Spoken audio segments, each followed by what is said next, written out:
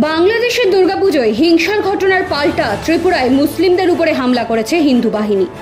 BJP শাসিত উত্তর পূর্বের রাজ্যে বিশ্ব হিন্দু পরিষদের মিছিল ঘিরে উত্তেজনা ছড়িয়েছিল। এই ঘটনার প্রতিবাদ জানিয়ে আজ কলকাতা ত্রিপুরা ভবনে ডেপুটেশন জমা দিলেন আইএসএফ বিধায়ক নওশাদ সিদ্দিকী।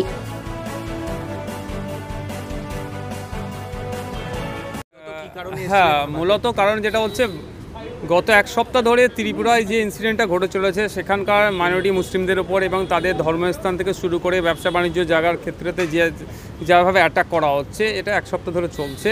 যাতে ওই বিষয়টা মিনিমাইজ হয় এবং যারা এই ধরনের অরাজকতা বিশৃঙ্খলা করছে এবং প্রফেট হযরত মুহাম্মদ সাল্লাল্লাহু আলাইহি ওয়াসাল্লামের সম্পর্কে বাজে মন্তব্য তার নিয়ে যারা স্লোগান দিয়েছে তাদেরকে যাতে চিহ্নিত করে দোষীদেরকে কঠোর শাস্তি দেয় এবং সাথে সাথে যে সমস্ত মসজিদ সহ মাদ্রাসা সহ আক্রান্ত হয়েছে তাতে সেগুলো যাতে রিকভারি করে পুনরায় সেই জায়গায় ফিরিয়ে আনা যায়, সেই জন্য ত্রিপুরা সরকারের কাছে আমরা আমাদের ইন্ডিয়ান সেকুলার ফ্রন্টের পক্ষ থেকে আমরা একটা ডেপুটেশন দিলাম, মেমোরান্ডাম দিলাম।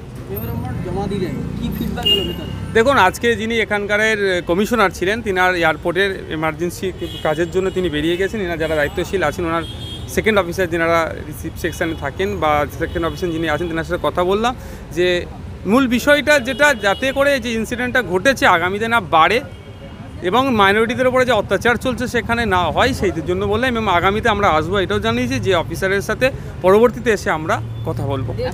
লাগাতার চলছে ত্রিপুরায় এই অশান্তি, যদি বন্ধ না হয় পরবর্তী পদক্ষেপ দেখুন আশা করছি আমরা অফিসিয়ালি ত্রিপুরার মুখ্যমন্ত্রীকে জানিয়েছি এবং সাথে সাথে এটাও আমাদের অফিসিয়ালি হচ্ছে প্রধানমন্ত্রী যাতে এটা হস্তক্ষেপ করে সেই জন্য জানাচ্ছি। আশা করছি আগামীতে হয়তো এটা বন্ধ হয়ে যাবে, আগামীতে হবে না আর আমাদেরকে নতুন কোনো চিন্তাভাবনা করতে হবে না। ত্রিপুরা সরকারের কাছে সম্পূর্ণ ঘটনার সঠিক তদন্ত করে দোষীদের শাস্তির দাবি জানিয়েছেন তারা। এছাড়াও এই আক্রমণের জেরে আক্রান্ত ও ক্ষতিগ্রস্ত মানুষের ক্ষতিপূরণেরও দাবি জানিয়েছেন বিধায়ক। বাংলাদেশের সংখ্যালঘু হিন্দুদের উপর অত্যাচারের যে ঘটনা ঘটেছে তা নিঃসন্দেহে নিন্দনীয় এবং জঘন্য অপরাধ। আমরা ভারতীয়রা সেই ঘটনার সঙ্গে যুক্ত সকলের উপযুক্ত শাস্তি দাবি করি। তার সাথে এই ধরনের ঘটনা যাতে ভবিষ্যতে না হয় সেটাই কাম্য। কিন্তু বাংলাদেশের ঘটনার ফল ভুগতে হচ্ছে ভারতের মুসলিমদের। এতে সমস্যার সমাধান হওয়ার থেকে জটিলতা বেড়েই চলেছে। হিন্দু মুসলিমকে মারছে, মুসলিম হিন্দুকে, পরিশেষে মরছে মানুষ। মানুষ অসহায়। মানুষের কথা ভাবার সময় হয়েছে এবার, কারণ মানুষ না থাকলে ধর্মই থাকবে না। Bureau report, NBTV.